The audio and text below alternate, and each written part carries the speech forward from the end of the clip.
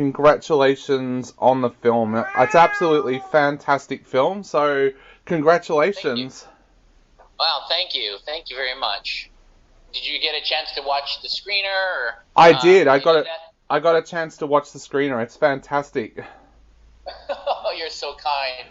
Thank you. So tell us a little bit. We can talk about it, yeah. Yeah, so tell us a little bit about where this journey started for you. Where did this idea come about for this film?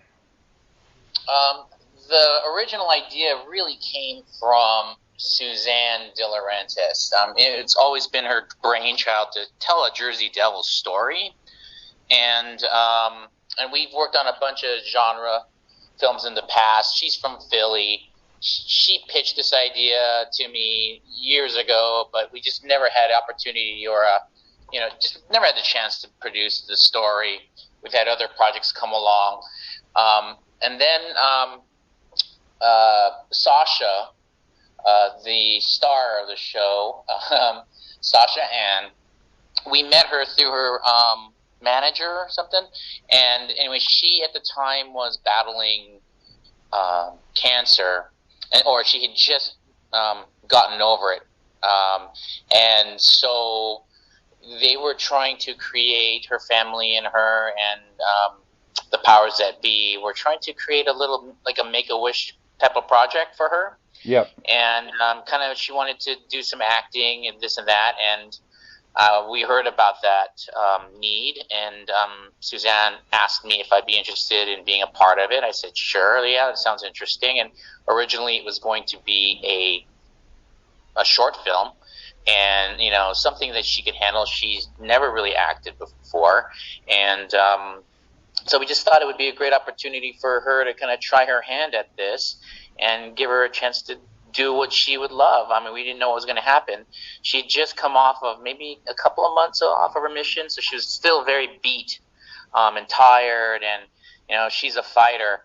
But when that happened, we met on the phone. She was so sweet and passionate about doing this, and then I guess the idea came that they want to do a feature. They thought, let's just make something a little more of this if we can. So Suzanne thought this was a great opportunity to tell a little horror movie, because we know how to kind of make those. It wasn't a tremendously large budget, and it would be a lot of fun in the end, and it would be a chance for her to kind of take a crack at this and see how she liked it. I just knew when they wrote the script that it was going to be a tough one, based on what I had read then, and physically tough, there was just so much, and it ended up being a challenge for her, but in the end she pushed through it. But it was all from Sandy, and then from Suzanne, and then Sandy Lowe, and then we talked to a writer, and they cooked up this all three of them came up with this story, and that's what we have today. So what was it about the Jersey Devil that made Suzanne want to write a film about it? Was there something about that just really drew her to it, to want to make a film about it? Yeah, she's from there. She grew up there. She pretty much believed in it. I'm like a Bigfoot fan, and I love folklore and all of these creatures, but it frightened her when she was a child, and she just always wanted to tell a story about that. It was just, I guess, a little personal project. But again, there were a number of films that were done prior, and they were done pretty well. They definitely had more money than we did at the time. And, she's like, oh, every time something would come out, Jersey Devil, she would let me know. So this film, though, is different in that we took a unique sort of spin on that creature and did our own idea of it. Probably hardcore Jersey Devil fans will immediately notice that and may take, offense to it. Yeah. But and there's a lot of twists and turns that explain that. But it was our way. Of creating this creature ourselves and doing it our way because of the limitations and things like that. So, Suzanne's idea always from the beginning was to do our version of this creature. So there have been a lot of different reports. Does it look like this? Does it look like that? Does it fly? Does it look like a goat? There's just so many different reports that she was inspired to say, well, we're going to do our own and say this is our creature. I hope I'm not spoiling too much. You saw the film. Yeah. You mentioned that you're a Bigfoot fan, and we of course have the Yowie here in Australia. Did you know much about the Jersey Devil beforehand, or did you leave that all up to Suzanne to kind of inform you a little bit about the Jersey Devil? Oh no, I had heard about it. I'm into, like I said, into cryptids and all these scary creatures and lore and mythology, and so I was familiar with that already, but I didn't get to go specifically into it. And of course, this film led me down that rabbit hole of research and how far it went back and the origins of the creature, which is played out in the film. And we tell some of that story there as well for those that are not familiar with the story. But yeah, getting involved with any project, that's kind of the fun part. Yeah. As you really start to delve into and focus on what is it you're talking about? What are you going to say? What's the story that you're going to tell? Getting as much information and research as much as you can about that. And since this is about a creature, although I knew from the get-go that it was going to be different for certain reasons, I had to know. And I thought it was a really fascinating story. Just reading about it and the family and how it was actually a real family. And that's why the title of our film is based loosely on that family, but we had to change the names to protect the innocent, so to speak. So it sounds very much, I think, in Philly or in Jersey, the film, the family's name was the Leeds with an L. And so we had ours as Reeds with an R, so it was a slightly different creative choice, but we didn't want to make it exactly the same for the reasons that when you watch the film you'll understand. But yeah, that's kind of so it would still be our story. You know what I mean? It's still our unique story, and it happens to take place in that area. So that was the idea. Yeah. Now, you mentioned before about working with Sasha Ann and that she was in remission. As a director, how aware of that did you have to be, that she would be tired and you would be going through remission? Did you have to shorten days when you were filming and things like that so she could recover from that day's filming? Yes, you nailed it. We knew that it was going to be physically challenging for her. We knew it was going to be tough. So we tried to schedule things where it wouldn't be a full 12 hours of, on her feet running around. We just knew that right off the bat, and we had some time to rehearse a bit, that was one way of kind of warming her up, getting her used to what she's going to expect, put her up next to other actors and read against them and see how she reacted. And you can tell just, how there's energy, that's transferred between the two. You can kind of read that. And, we, the producers, we just wanted to make sure we didn't push her too hard when she got here. So she's from New York, and she came all the way out here to Los Angeles to do the film. And, yeah, we were very careful in doing that as best as we could. And there were a couple of times where, she was pretty much spent. And we saw that. So we said, okay, we need to shuffle our schedule around. We had to make those changes on the fly. So that was tough for us as well.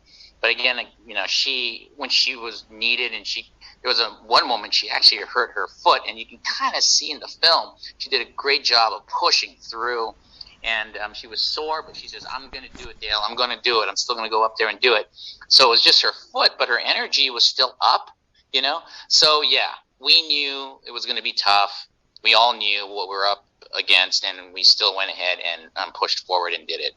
That's awesome. And she does such an amazing job in the film as well. How did you go about casting around her? Because I know sometimes with a film, you cast people on chemistry between them and things like that. How did you go about casting around her when you were you had her there in the lead role from the very start? Well, we knew she was a new actor. It would be fresh to her. It would be a brand new world, So we knew that the script had a lot of characters in it. So we had that chance to say, okay, who can we surround her with, and have a lot of fun with. And there were a good handful of actors that we've worked with in the past on various projects that we trusted and knew that they would be excited to be a part of this little adventure with Sasha and support this project with Suzanne and I. And they came out to play. And then that's always fun to see, where you can cast them in what roles. We worked with a casting director as well, Craig Campabasso, who's, done many features and goes way back. And he, gave us some names and helped us, so that whole entire process was done the usual way. We auditioned people. We saw some people that we needed. There were some slots where we couldn't get some folks because of scheduling, but we knew that we wanted to create this cast, this team of actors around her to help support her and help her through, tell the story. And I think that really helped us. It really helped me too. It was really fun to watch them work, and to work with, them individually. And what was the actual shoot like? Were you filming this during COVID? Did anything like that did you have to take that into account when you were filming? And what was the shoot just like generally? Yeah, absolutely. Yeah, that was just the other layer of complication, right? The way the situation the world was in. Again, our ensemble of actors, we tested, we knew, everyone was safe. But, behind the scenes, the crew was always, we had to take those precautions of safety all the time. And it didn't, it wasn't that easy, but that was just life, and we actually we ended up producing, I think 2 films during that period. But we worked with them, and that's how we did it. It was kind of tough, but in the end, for the folks behind the camera, it's just another day. For us, we were just so used to it already. But all the actors we knew many of them, and again, we tested and we were all pretty safe there. So, and we had no issues at all, so everyone was healthy, and it was a great shoot. Awesome. Well, I know a lot of people who love genre cinema are absolutely going to fall in love with this film, but what's next for you, Dale? What's your next project that you're working on now? We just wrapped up a new creature feature, which is it's a sci-fi horror. It's a creature feature, and it's inspired by I don't know if you saw the film Buried, about a guy who was trapped in one location. Yep. And so that was the idea. We wanted a very small film, and then these creatures would terrorize him from that, the genesis of that situation. But then it evolved, and it got pretty complicated, and it got really fun. It gets pretty crazy, but it's a cross between Buried meets Tremors. Okay. Or Slither. So people that like the slithery stuff, we're going to go there. And it's a lot of fun. We just finished that. I think the word is it may be dropping sometime in August. And the effects were done by Dan Rebert Creations, who did which one's that Spider movie? I just said it.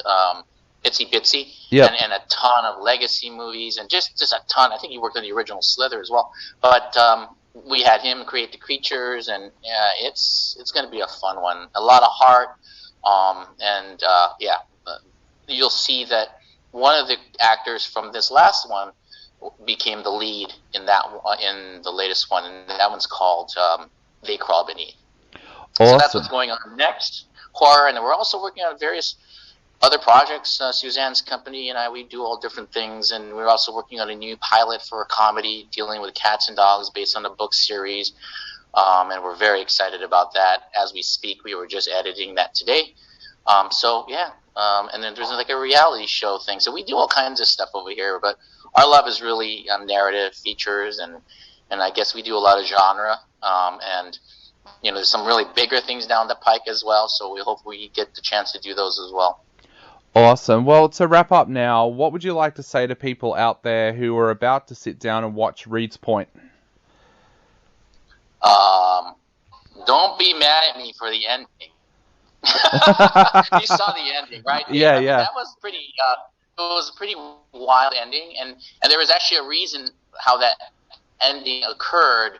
But it was such a great. I thought it was an interesting idea, and the more I thought about it, as crazy as it was, I started to really lean into it and really liked it. And then I had this idea, and I was inspired a little bit, and we just went for it because it was rather unpredictable, I would say. Yeah. Maybe enough to upset many, like, what the heck is that? But, if you're into this creature and you can believe in, what happens in the film, it's fun to consider this ending, and we just went for it. And strangely, we've screened it for a number of different people, and they just thought it was so weird that they sat there for a moment, and then they said, I like it. That's pretty cool. Yeah. So, and then Suzanne, that came from Suzanne's head, and then I cooked on it and figured out a way to make it work. I mean, she comes up with an idea, and a lot of it was because Sasha, we were going back and forth, and she was available and unavailable, and we just had these different ideas on how to do the different endings in case, she didn't have the energy to come back or couldn't or whatnot, availability and schedule. And so in that sort of, brainstorming, Suzanne said, what do you think about this? And I went, whoa, wait a minute, that's insane. Hang on, that might just work. And it just became what it is now, and we shot it this way, and we're really happy with it. Awesome. Well, it definitely works. And Dale, I want to say thank you so much Dave. for coming on the show today. It's been an absolute honor having you on the show, and I cannot wait to check out your next film as well.